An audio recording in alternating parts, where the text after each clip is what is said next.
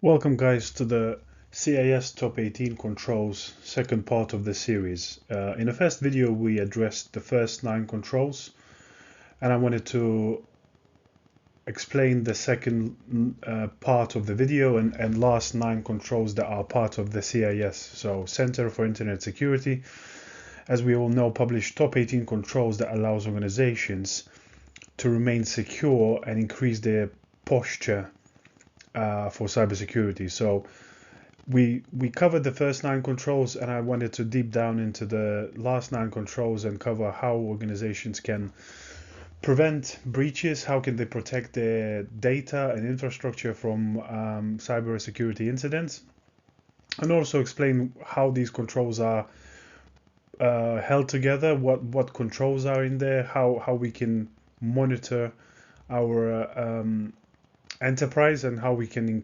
increase maturity. So control number 10 are malware defenses. So malware, as we know, especially ransomware, has become a pressing security issue in recent years. As we know, ransomware restricts users from accessing their systems or information, typically threatening to publish or destroy data unless the owner pays the ransom.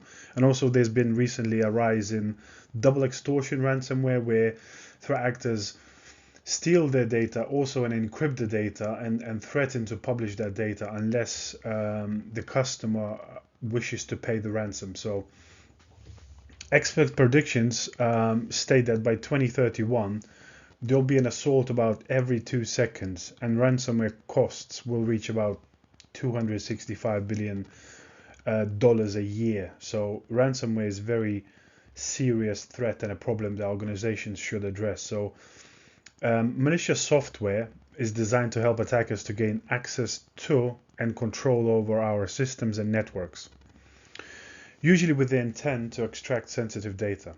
In addition to ransomware, malware has various strains and groups that are known in the form of Trojan horse that is disguised as a regular program, viruses and worms that alter the affected systems to serve the attacker's purposes. As you guys know, virus is a type of malicious software that needs user interaction to reach its objectives, whereas worms can spread by themselves. So malware increases business risk by stealing data, also capturing credentials, encrypting or destroying data, and identifying other targets in your network. So the typical signs of malware can be something like spam, pop-up adverts, slower frozen system, frequent crashes, potentially unknown processes and services being created or started in your estate, new files or folders being created without the permission, also redirections from known website to unknown websites. So malware threats can involve and adapt using machine learning techniques, and they can enter your organization systems through multiple vulnerabilities while avoiding or deceiving and potentially even disabling your defenses. So to protect your organization from malware infections and ensure that prompt incident response, you need to follow this CIS control number 10 safeguard, which are some of the safeguards listed below. So the first safeguard is to deploy and maintain anti-malware software on all of your enterprise assets. So anti-malware software is essentially a software that recognizes malware using different techniques. So as you guys might be aware of, there is malware software, anti-malware software that uses definitions or signatures. So each piece of malware has a definition or a signature that can be captured and stored in a database. So anti-malware solutions can perform continuous scans and compare code entering or is present on the system to the signatures in the database. So essentially there is every piece of software can be hashed and essentially has a number of signatures that can be matched by anti-malware software. There's also heuristic analysis. So since the code changes happen very frequently nowadays, and I think most organizations are moving towards heuristic analysis. Heuristics are used to identify malware by its behavior, not just by signatures, but by behavior and characteristics instead of comparing the code to a signature. They can help with detection of previously undiscovered malware. So it can potentially discover malware that's not been publicly known or publicly been made aware of by researchers. And also, anti-malware can be used by sandboxing. So solutions that use these testing techniques to run a suspicious program in a protected space, and it monitors its behavior as it executes through its full system access. So it can be determined whether a program is malicious, and anti-malware can terminate it. Otherwise, it's allowed to execute outside of the sandbox. So once malware is identified, most anti-malware software can either remove it, we can quarantine it in a protective file. Obviously, we know anti-malware is not 100% effective, but it's an essential part of your layered defense. And that's why we kept talking about defensive layers. We need to layer our defenses one over the other, that we can't have one specific solution that will protect us 100%. So second control is to configure automatic anti-malware signature updates. So as we mentioned, there are anti-malware software solutions that use the signatures. These signatures are algorithms or hashes unique to a specific piece of malware. And anti-malware tools that compare those files or systems against a set of signatures in order to flag malware. So we need to make sure that we have an automatic updates, and they are more efficient and reliable than asking our users or our IT team to install updates. So making sure that we have automatic signature updates and they are being frequent. So if we have a monthly signature update, that means that once the signatures have been updated, any potential malware that is discovered or is out there in the wild can be missed by our anti-malware software until the next update. So we need to make sure we have these updates running frequently. Another key point is to disable auto run and autoplay on our removable media. So removable media such as thumb drives, portable hard drives are susceptible to malware, just like every other computer system. So these media can be set to automatically download, install, and play or run programs the moment you plug them into your computer. So malware can infect your device before you can even stop it. So by disabling auto execute functionality as part of your secure configuration management, you can prevent malware infections that could potentially cause data breaches or system downtime or even reputational damage or financial loss. You also need to make sure that you configure automatic anti-malware scanning of those removable media. So as soon as you plug in removable media, you disable the auto run, and then the next step to enhance your security defenses is automatic anti-malware scanning of those removable media. So some hackers might just leave. We all heard stories about hackers leaving thumb drives, waiting for someone to pick them up and plug them in, if only for curiosity's sake. Other times, remove media that is out of your control can have malware installed, or it can be used to transfer malware from one system to another, essentially inadvertently or by design. So that's a key control. Also, we need to enable anti-exploitation features. So this control suggests essentially that enabling anti-exploitation features on enterprise assets and software where possible. So examples include Microsoft has data execution prevention control, Windows Defender exploit guard, also Apple system integrity protection and gatekeeper. So all different software, different operating systems have different exploitation controls that can be used. So these anti-exploitation features provide generic protection against exploits. Instead of looking for known malware like antivirus or signature-based anti-malware, most are built into the current operating systems to prevent malware penetration, but the features are disabled by default. So you need to make sure that you enable them to take advantage of them. And then the next control is make sure we have centrally managed anti-malware software. So if you have multiple anti-malware solutions that won't talk to each other, you risk of not being able to detect malware or trends across your enterprise. So you must deal with each silo separately. And you need to make sure we can close this gap with the implementation of a single centrally managed anti-malware solution that scans and reports every device across your organization. And by doing so, it reduces the expertise you need to cover different solutions and ensures you don't miss anything because it fell through the cracks between solutions, and in the event of the data breach, you need to look just in one place for information. Also, the key point is, we talked about signature-based solutions. Make sure you use behavior-based anti-malware solutions. Signature-based solutions only identify the code that is already known, and today's malware are often very smart. There's threat actors who are reselling their malware. Nowadays, as I mentioned, if you take a hash of a malware, we can just take and change one small character in the malware, and it has completely different hash, and that malware is no longer detected by your signature detection tools. So using behavior-based anti-malware can help you tremendously in your efforts against threat actors and against malware. You can also use things like secure authentication methods, including strong passwords and MFA to prevent malware. So following the CIS critical security control can help a company strengthen security, achieve regulatory compliance, and improve your business resilience, both on premises and in the cloud. So the control number 10 recommends using both behavior-based anti-malware and signature-based tools with automatic updates turned on, and managing the software centrally. Also, be sure to enable anti-exploit features in your operating systems and strictly control the use of removable media on your devices.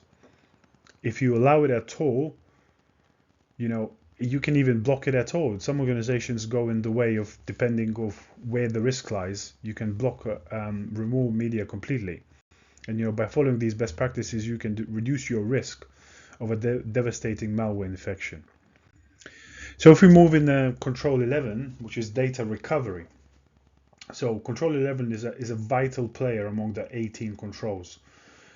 With proper data backup protocols in place, organizations can protect critical information and data in the event of an attack.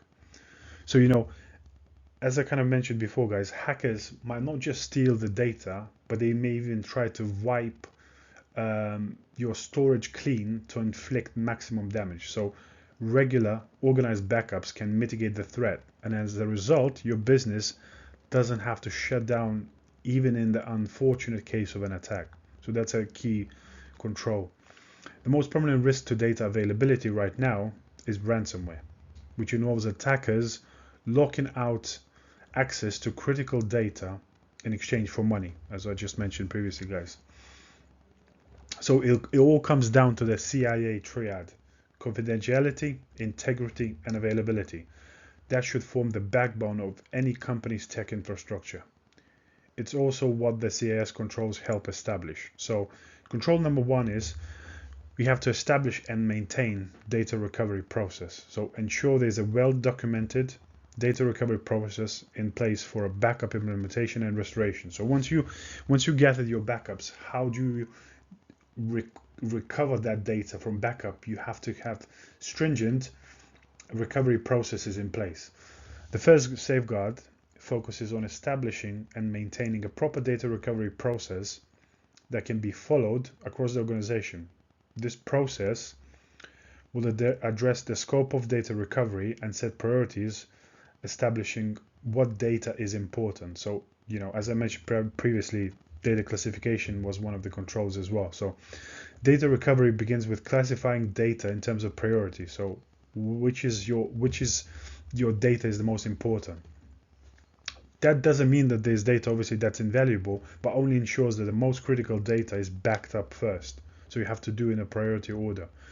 The data recovery process should outline how backups will occur properly on a regular basis, how these backups will be protected, and how the data will be recovered in case of an attack. With such process outlining all of the details, teams know exactly what to do when push comes to shove. The next control is you make sure we have automated backups. Backup processes and procedures should never be left to be done manually. So ensure all of the system data is backed up regularly and automatically. This must-have protocol ensures that all data is backed up automatically after regular intervals. The emphasis is on automated procedure. So the system data is backed up after the scheduled interval of time on its own without human intervention. And for even better protection, if your organization has important data to secure, you should maintain backups at an off-site location. This will make sure you can recover data even in the worst case scenarios. And obviously, thanks now to the cloud, it's even easier than ever to back up your data automatically. You can set these backups for, hourly, daily, weekly, or monthly frequency based on your data sensitivity and obviously risk. You have to make sure you protect your recovery data. So ensure that the recovery data is protected with the same measures and controls used for the original data. So the backup data is also at risk if the attacker gets into your security configuration. This is why backups needs adequate security as well. This may include encryption or segmentation based on data requirements. What we mentioned in CIS control number 3. Data protection outlines safeguards for protecting the data which extend from the original data to backups of all key systems. You also have to make sure that you establish and maintain an isolated instance of recovery data. So ensure that there's an isolated copy of the backup data is safe and proven way to protect data from modern threats like ransomware. So this safeguard is all about keeping an offline backup to which no one can gain access because it's completely disconnected. This could constitute remote backups in a secure backup destinations. There can be multiple offline backups with a dedicated physical security for increased redundancy.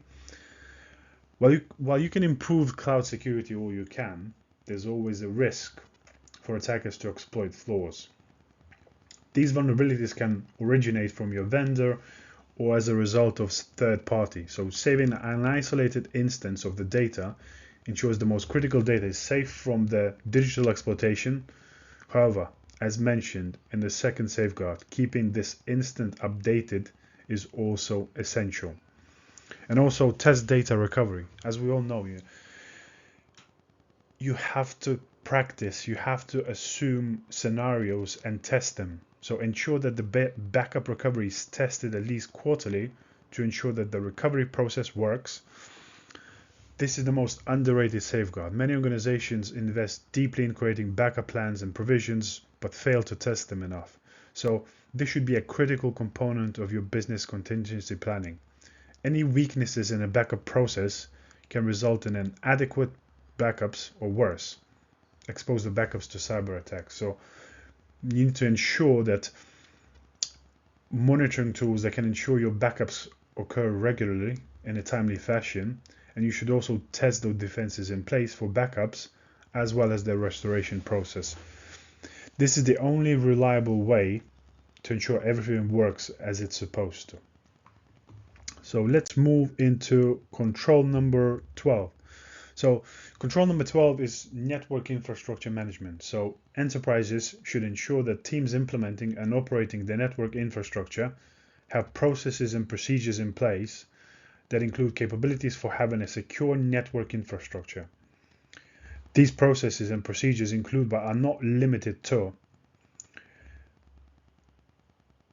developing a network security architecture, implementing a continuous security improvement process, creating and evolving a network security maturity tool, development and maintaining network architecture diagrams and documentation, ensuring no default settings or passwords for network devices, and also implementing a patch and vulnerability management program for network infrastructure devices. So control number 1 in the safeguard number 1, in control number 12 is ensure that the network infrastructure is up to date.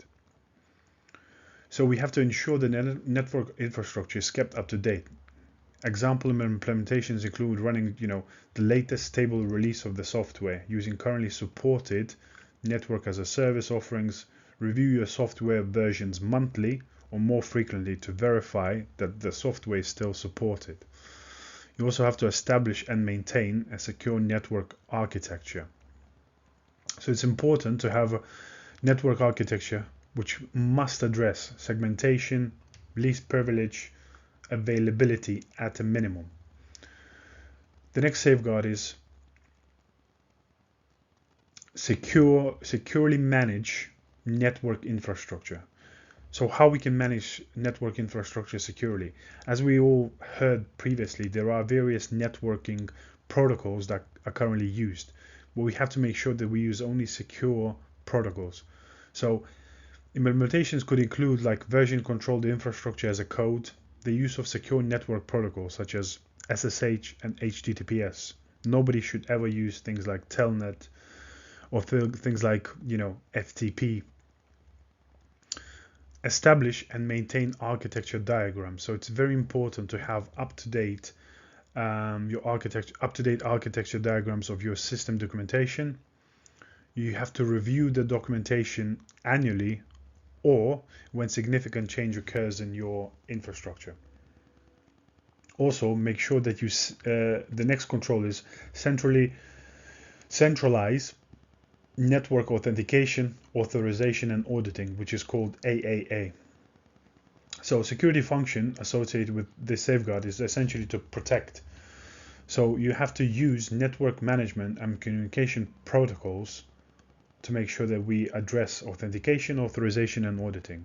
And also we can use network management and communication protocols such as 802.1x or Wi-Fi protected access 2 or anything greater. So security function with this protocol is to essentially to protect your enterprise. So, and the last control is we have to ensure that remote devices such as VPN that connect to your enterprise infrastructure are utilizing the AAA again. So authentication, authorization, and auditing. So we move now into control number 13. So control number 13 is all about network monitoring and defense. So those of you who've been around cybersecurity might be aware that there was a time in which a strong boundary defense was the main priority in a cybersecurity strategy. Today, however, traffic flows to and from a multitude of sites outside of traditional network perimeter. Therefore, it's essential to know what devices are connected to your network at any given time to continually monitor attempts to access sensitive data and other high-value resources. So the goal is to quickly identify suspicious traffic patterns or events so that you can detect threats before they may result in a data breach or disrupt operations. So control number 13 essentially shifts the strategic approach away from fencing. So, the organization towards a meshed approach to monitoring and defense that adopts a modern processes used in supply chain connections, for example, for the data exchange established with them. So the safeguard number 1 in the control is to centralize security event alerting. So manual threat monitoring is insufficient in the face of modern attack methodologies. For example, ransomware can encrypt data at machine speed, and spotting sophisticated cyber attacks involves correlating data across multiple systems. So fortunately, there are advanced tools that use automation and artificial intelligence to quickly analyze data across complex and hybrid networks. So control number 13 recommends using SIEM, Security Incident and Event Management Solution, to aggregate, correlate, and analyze event logs from multiple systems and alert the correct personnel about the threats in real time. Also, another control is deploy a host-based intrusion detection solution.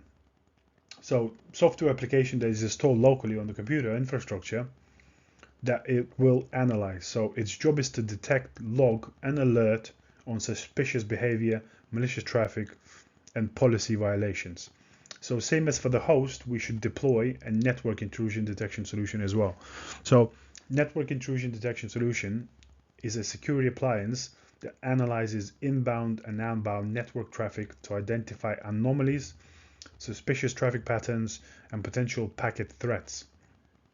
Network intrusion detection can be licensed component within next generation firewall appliance, or it can be utilized sensors or application agents based strategically across the network. So there are now modern firewalls that come with a pre-configured network intrusion detection, so you can leverage those in your enterprises.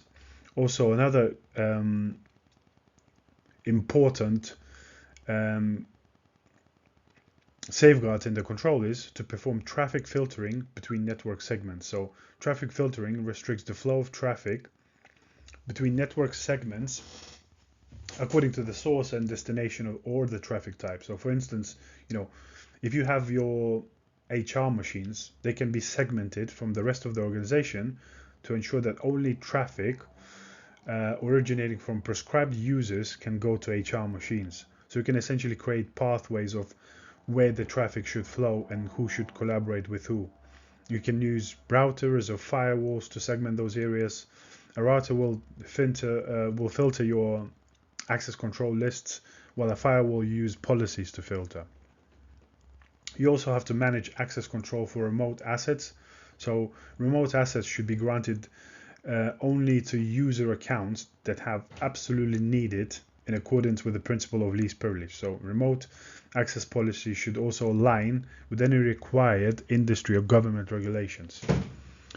You also have to make sure you collect all your network traffic flow logs. So network traffic flow logs can be used to troubleshoot connectivity issues and determine whether traffic flows work as anticipated. They're also used to investigate suspicious traffic and resource access in the event of a cybersecurity incident. Also, as I mentioned, so we discussed host intrusion detection systems and network intrusion detection systems, which essentially those systems are designed to warn our security professionals, whether it's security operations center or security operations analyst. Also, safeguards includes in this control where we can deploy host intrusion prevention system and network intrusion prevention systems, which go an extra step beyond just detection and alerting, where they can, based on whether signatures or heuristic analysis, they can also block the traffic. So we can deploy a host-based intrusion prevention solution as well as network intrusion prevention solution, which can be sometimes cumbersome because obviously they will, based on specific rules or based on specific heuristics, they will block the traffic. So obviously they will need to be, their configuration will be much more important to make sure that we don't block the legitimate traffic. Also, we can deploy a port level access control. So those of you who are aware of our on-premise infrastructure, port level access utilizes 802.1x or similar protocols to ensure that only authorized devices can connect to the network. So for instance, it can prevent a visitor from connecting to a portable computer to a network using an Ethernet cable, thus enforcing them to use provided wireless network. So you can't just plug in a computer in a switch and it will work. So we can perform specific blocking using port level access control.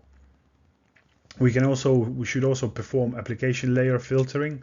So application layer filtering essentially ensures that users cannot communicate using applications that don't comply with the corporate policy. So we can create allow lists and white lists of which applications can communicate internally.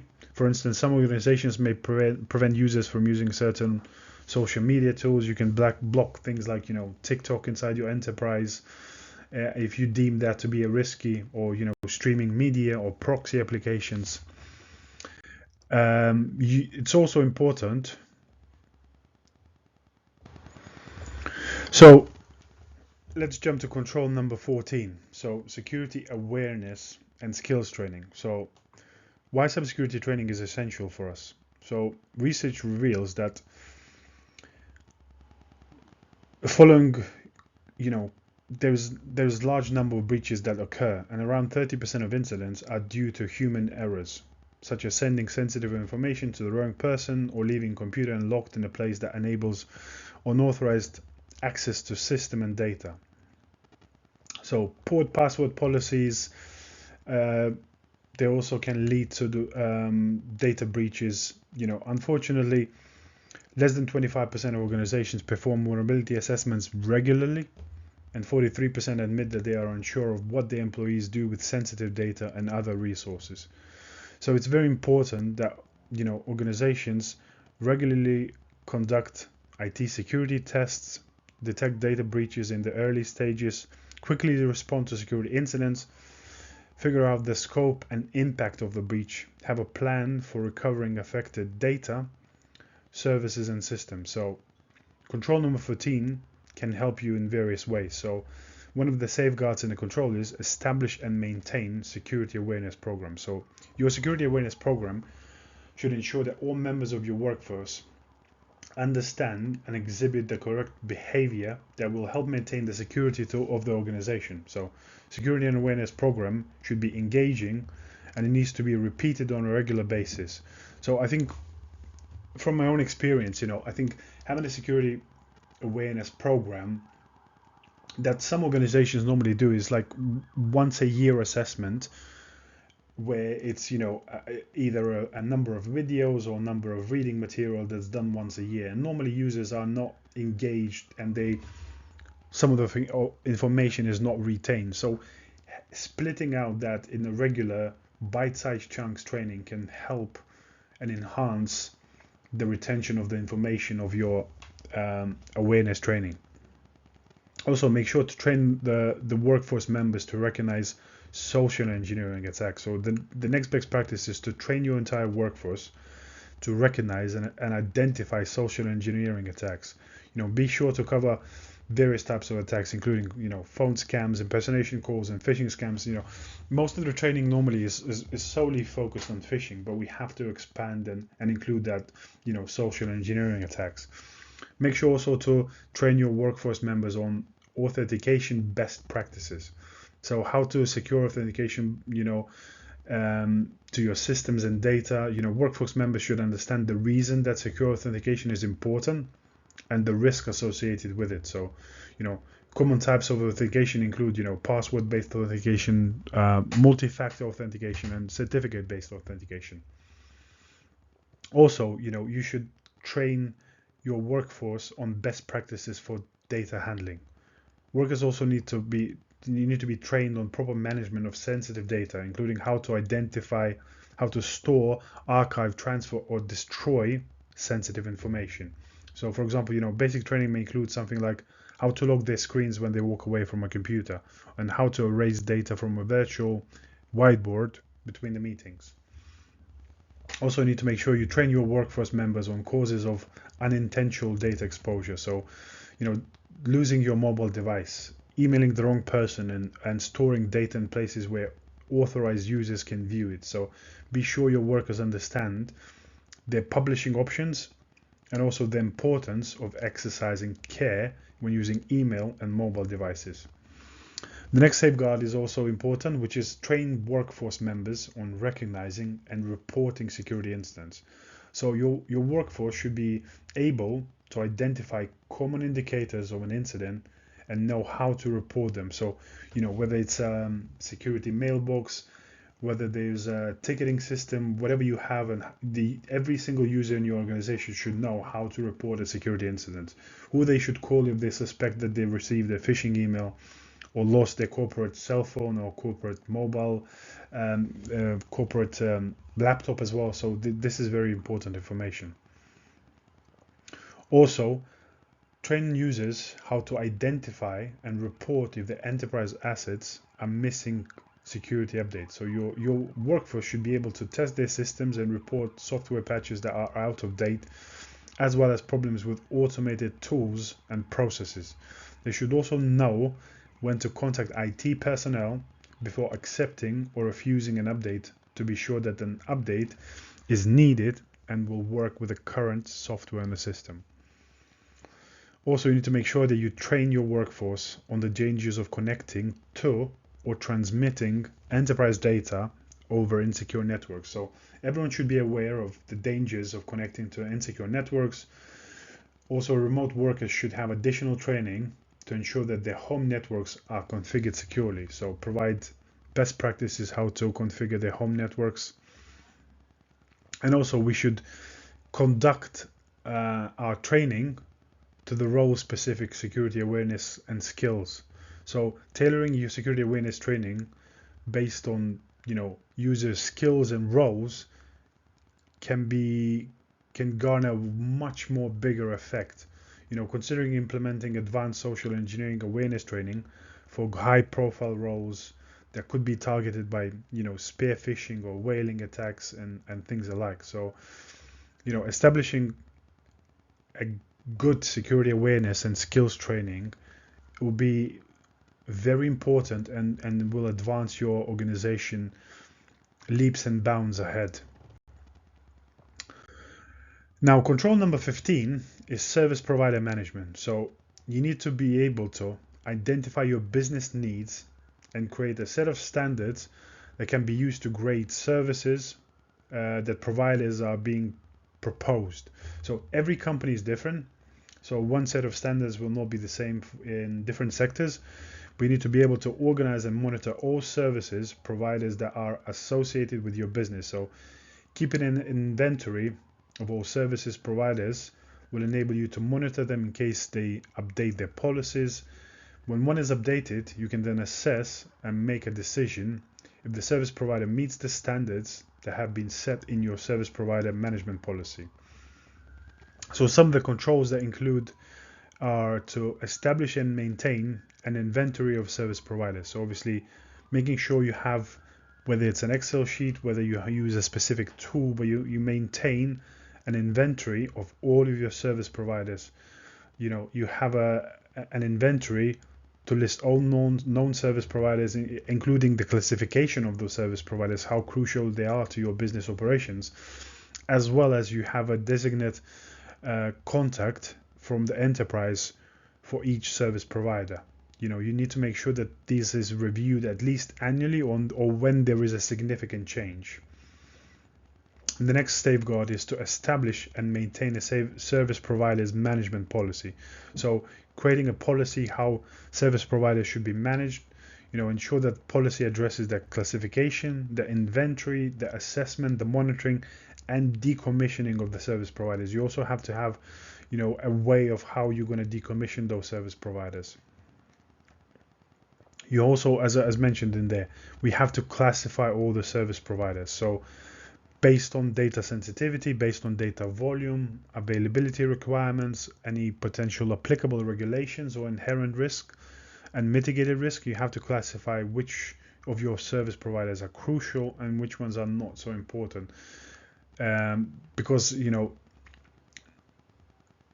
this will be a critical in the review and the controls and that we will apply to these specific safeguards, specific service providers.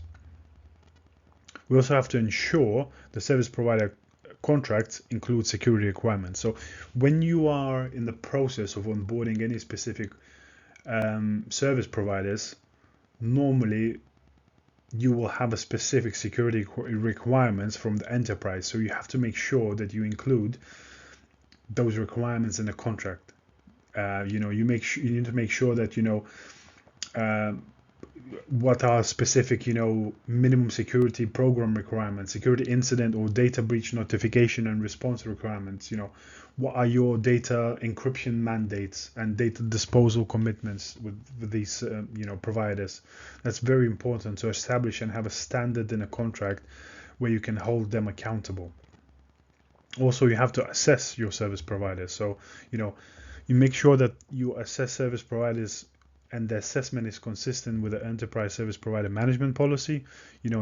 Assessment scope may vary based on the classification, but you can include things like SOC 2 type reporting, payment card industry attestation of compliance, or specific customized questionnaires that, or other appropriately, rigorous processes that you might identify in part of your, service provider management. You also have to monitor service providers. So make sure that they provide consistent service with the service provider's management policy.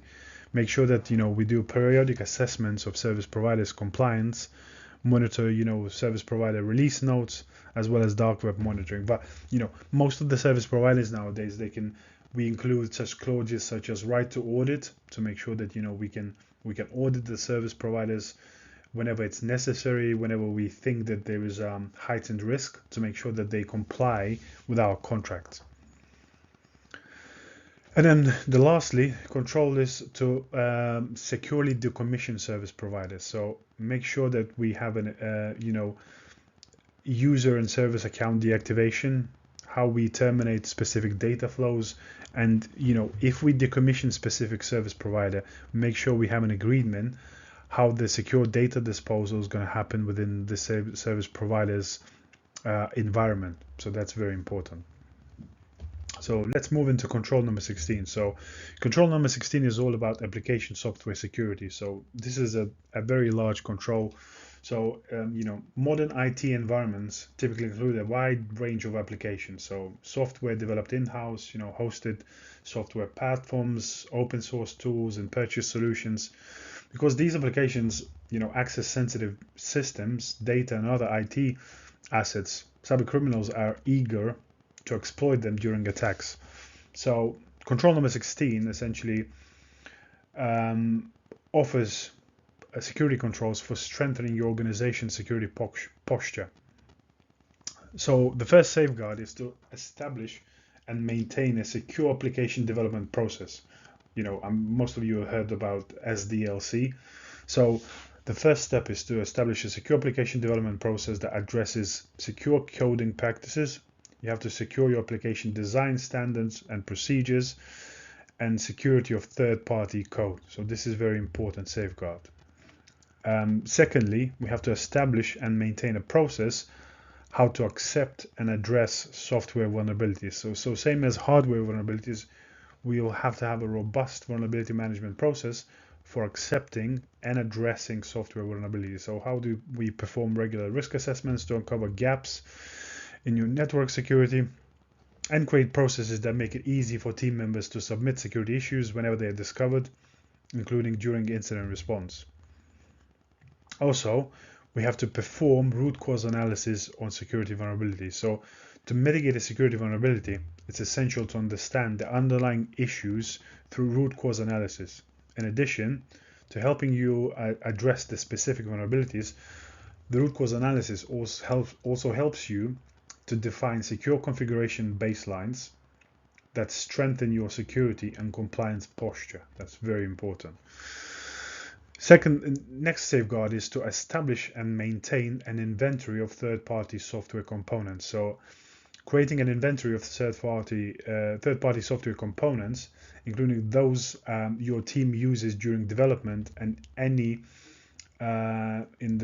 any potential for used in the future use. Consider and document the risks that these software components pose to your apps, and keep your inventory properly managed by identifying and recording any changes or updates.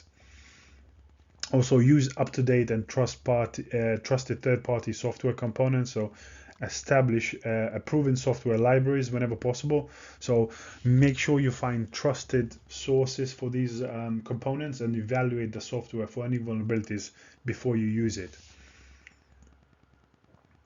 The next safeguard is establish and maintain a severity rating system and process for application vulnerabilities. So rating the severity of application vulnerabilities helps you prioritize risk remediation. So when designing your rating system, make sure to include how critical the application and the vulnerability are for your business processes. Also consider establishing a minimum security acceptability level for all of your applications. Next safeguard is to use standard hardening configuration templates for application infrastructure. So using industry recommended templates to configure your servers, databases, SAS and PAS components helps you ensure secure configurations that mitigate vulnerabilities. So again, perfect tools such as Center for Internet Security hardened images that you can use to configure your servers, databases. So that will be a crucial thing that you can use. Make sure you separate your production and non-production environments. So create and maintain separate environments for your production systems and the non-production systems used for development and testing. Make sure also you train developers in application security context and secure coding. So your developers need training on writing secure code.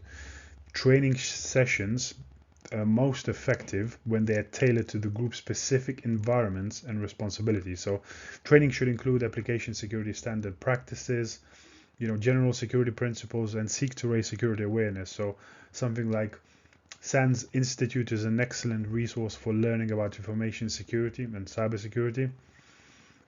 Also, you need to make sure that you apply secure design principles in application architectures. So these principles can be something like never trust user input, which involves always validating all user operations and explicit error checking. We also can be involved minimizing your application infrastructure's attack surface. Your teams can remove unnecessary programs, rename or remove default accounts, and turn off unprotected services or ports. Also, make sure you leverage vetted modules or services for application security components. Also, make sure that you implement code level security checks. So leverage static and dynamic analysis tools to help you to ensure that your developers follow secure coding practices by testing for those mistakes. Also, make sure you conduct application penetration testing. So penetration testing can help you uncover vulnerabilities in your applications that can be missed during code reviews and automated code scanning. So it's a critical control to use that. And last but not least, make sure you conduct threat modeling. So specifically trained developers can evaluate an application's design with a focus on security risks across each access level or entry point before coding starts. So you can map out your application's architecture and infrastructure in a structured manner that helps you further understand weaknesses so you can improve your cyber defenses and safeguard the data against unauthorized access, theft, or destruction. So control number 17. So incident response management. Firstly, security events and security incidents. What's the difference? So security event and a security incident are two different things in the language of information security. So security incident typically results from a security events that have not been handled in time. So for instance, an improper change to the configuration of an access control, such as for example GPO or a security group, is a security event. When a hacker exploits that configuration, that becomes security incident. So let's look at some of the controls. So the safeguard number 1 in the control is to designate personnel to manage incident handling. So you have to make sure that you have a primary contact and a backup contact to manage the incident handling process, including coordinating and documenting incident response and recovery efforts. This is very important.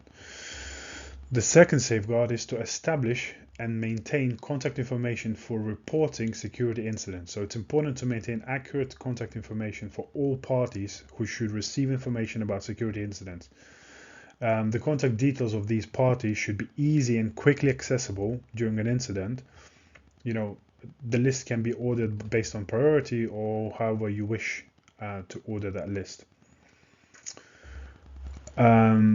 The next safeguard is to establish and maintain an enterprise process for reporting incidents. So this safeguard addresses how incidents should be reported, including the reporting time frame, mechanisms for reporting, and the information to be reported, such as potentially incident type, the time, level of threat, system or software impacted, and particular audit logs, anything, etc.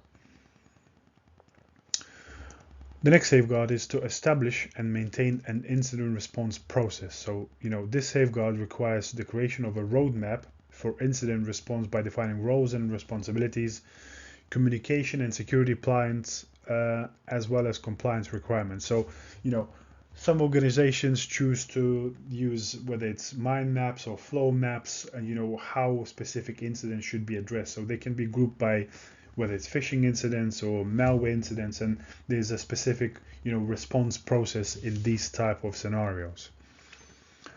The next safeguard is to assign key roles and responsibilities. So as outlined in previous safeguard, incident responders must know their role in incident response procedures.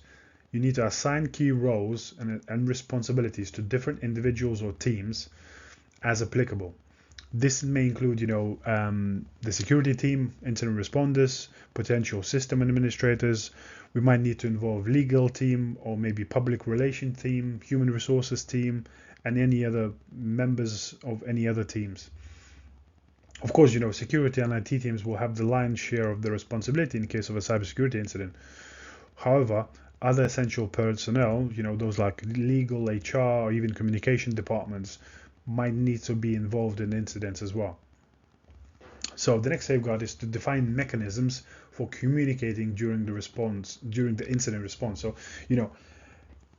based on a specific incident, there might be a degradation of specific services, such as, your Teams might be down or your Slack might be down. You have to establish alternative communication plans. How do we communicate? Whether we, have a specific conference call, do we communicate by phones? What if the whole phones are compromised? You have to think about specific scenarios.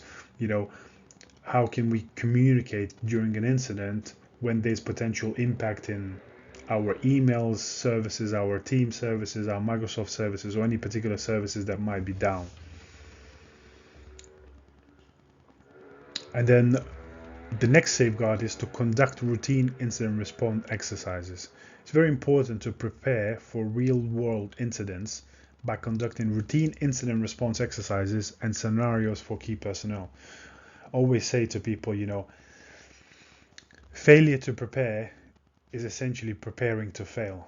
So you have to test these exercises and audit the different aspects of the, incident response plan and procedures, like communication channels, workflows, investigations, and improve those plans over time to make sure that they reflect your internal, plans.